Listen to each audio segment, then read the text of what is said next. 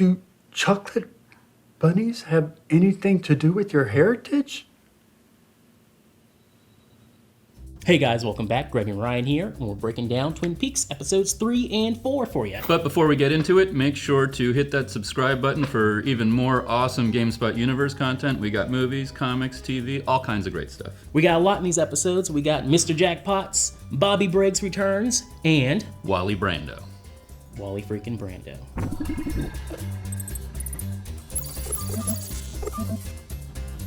All right, so we're back with the continuing story of Agent Cooper. He has now fallen into this weird little room. We don't know what it is exactly There's yet. an ocean outside. It looks a little bit like an early David Lynch film. It's got a little bit of an Elephant Man feel or some of his short films. The way it's edited, too, it feels like a very much of a David Lynch music video. I know he did the sound design for this episode, and there's about like 6 or 7 different editors he has on that. Absolutely. So we've got a blind woman. We've got a slamming door. We've got a weird-looking light socket with the number 15 on it. Yes, and those numbers come back again. We finally get answers, at least one answer to those numbers the tree gave out, the 253. 253 is apparently the time he can leave that room. It's also the time in Bob's car. We'll get to that in a little bit. Yes. When Dale returns from the crazy satellite, the electrical socket whatever that thing is on the wall. has the number on it has changed from 15 to 3. And if you transpose those numbers, you get 315, which is another clue, which is key number. His Great Northern Room key, which is the only possession other than his suit that he appears with once he appears at Rancho Rosa. Even leaves his shoes behind in the other world. And when he finally leaves that place, where does he go? The suburbs. What I liked about all the burb stuff, immediately you hear cop sirens in the background, the very first shot you get of that town. And then immediately right after, you got prostitution, you got hitman, and then you also got this child with a drug-riddled mother, possibly, with the 119. 119! Pure Lynch when it comes to just looking at this small town and everything, all the vice and seedy crap that goes on inside. This sort of decaying Americana underneath all the prettiness. Yes. And it, of course, it takes place in what outwardly looks like beautiful new homes. Yeah. But underneath, ain't so beautiful. So we find that Dale has switched places with someone named Dougie Jones. Another doppelganger. Yet another one. And I'm like 99% certain that Bob created this guy. Yes. It's manufactured, even Mike tells us that in the room when they go back to the Red Room. Right. When he disappears. He's just a manufactured product by Bob. Someone manufactured you. And also what sort of speaks to that, too, is the Owl Cave ring that he's wearing. Yep. This is a ring that has appeared at other times in the Twin Peaks series, notably on Teresa Banks before she died. Also notably, she had numbness in the arm as well. People have been pointing out that they think those guys, the hitmen that were going after Dougie Jones, were sent there by Bob. I think that just has to do with whatever his gambling deal is or whatever he owes money to. He definitely has a gambling debt. Yeah. There's definitely people after him.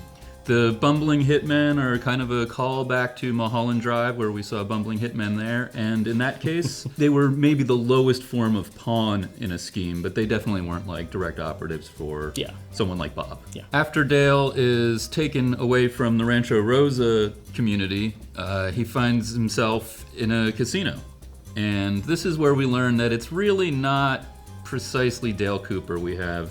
It's Mr. Jackpots.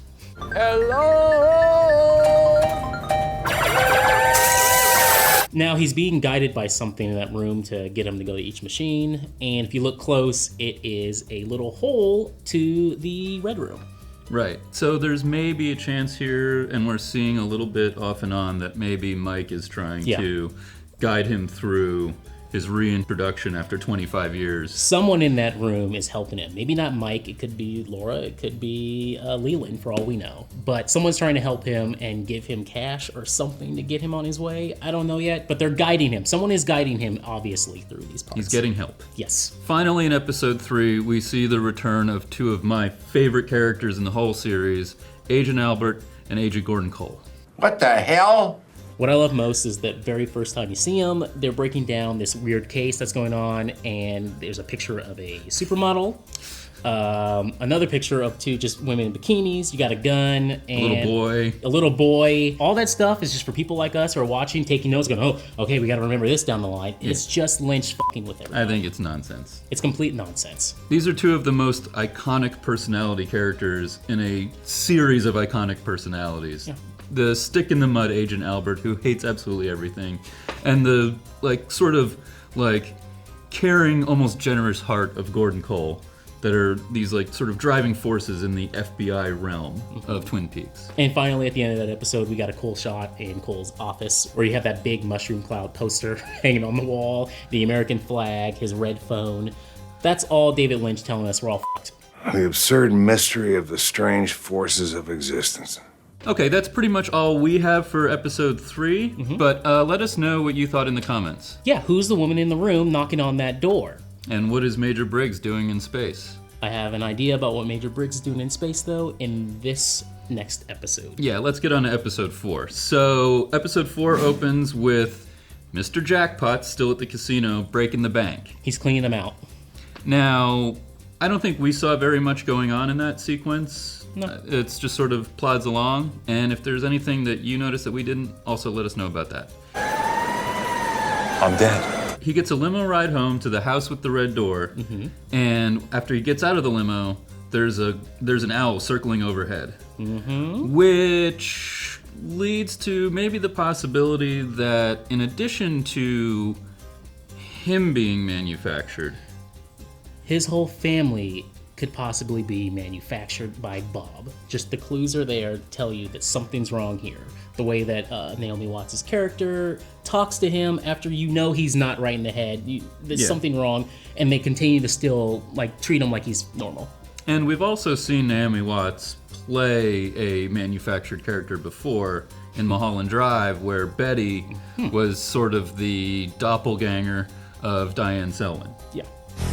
We're through the looking glass here, people. Okay, now we come back to Agent Cole and Agent Albert.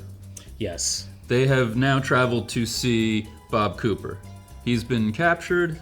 And he's a little weird too. His lines of dialogue, is he messed up too after what happened? That's what I'm thinking. I'm thinking that, Mr. Jackpots isn't exactly Dale Cooper, and this guy that they have isn't exactly Bob Cooper.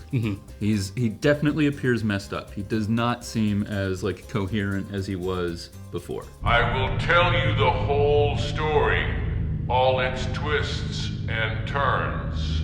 This segues into a scene between Agent Albert and Agent Cole, where it's completely washed out in blue. Lynch style. And complete Lynch style. Gordon turns up his hearing aid all the way so that they can whisper, and they talk about the Blue Rose. Blue Rose.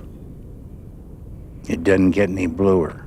Blue Rose is the designation for sort of X-Files in the Twin Peaks universe, right? These are cases that Gordon Cole was working on over the years, and some of those cases involved Dale Cooper, some Philip Jeffries, and also Wyndham Earle.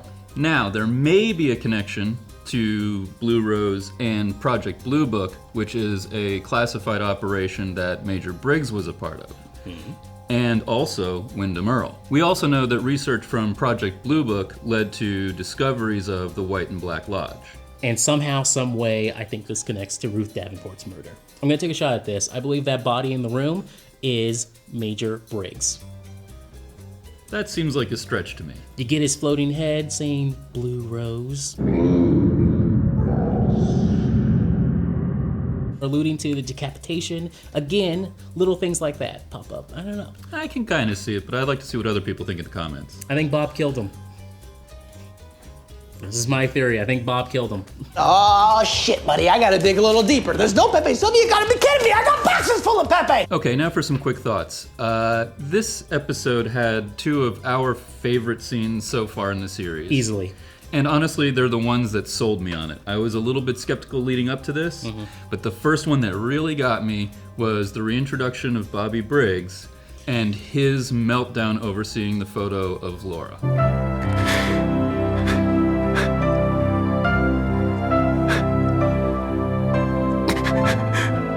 that scene really is like the jump start of this is Twin Peaks. The melodramatic crying, the music, the score kicking in at the right time, that is Twin Peaks. And his momentary pulling himself out of it to have this sort of like mundane line. It's so good. It's delicious. Brings back some memories. This scene is immediately followed by the introduction of Andy and Lucy's son, Wally Brando. Played by Michael Cera.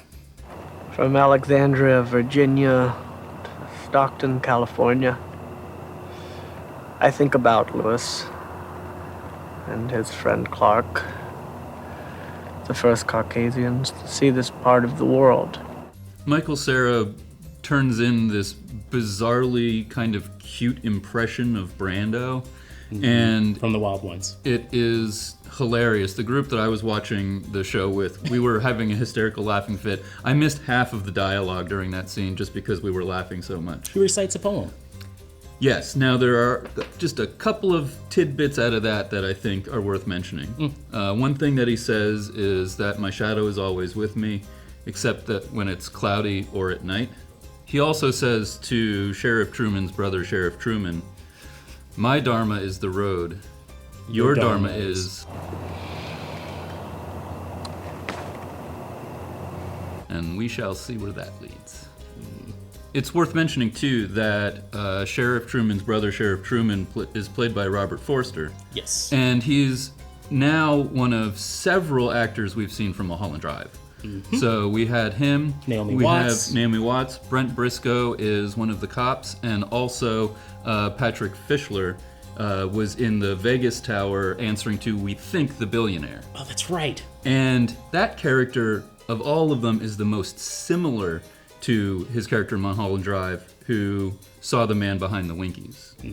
Also, Denise returns, David Duchovny's character, and I love the line of dialogue where she says, Don't you just love sometimes saying Federal Bureau of Investigation like that all at once? The way she says it is a little bit of a callback to the way Dale Cooper says it, and also X-Files. We had a lot of vomiting in this episode as well. Some absolutely great vomiting, I would say. Some awesome movie vomiting. Fans of the series will probably rightfully connect it to Garmin Boja from the original seasons. Yep. But what I kind of want to call out is a really tenuous tie that isn't really a hint or a clue or anything. But this vomit is about as good as you would get from, like, Evil Dead. Yeah. And the kind of connection I want to draw there is that the cinematographer of the series is Peter Deming, who also shot Evil Dead.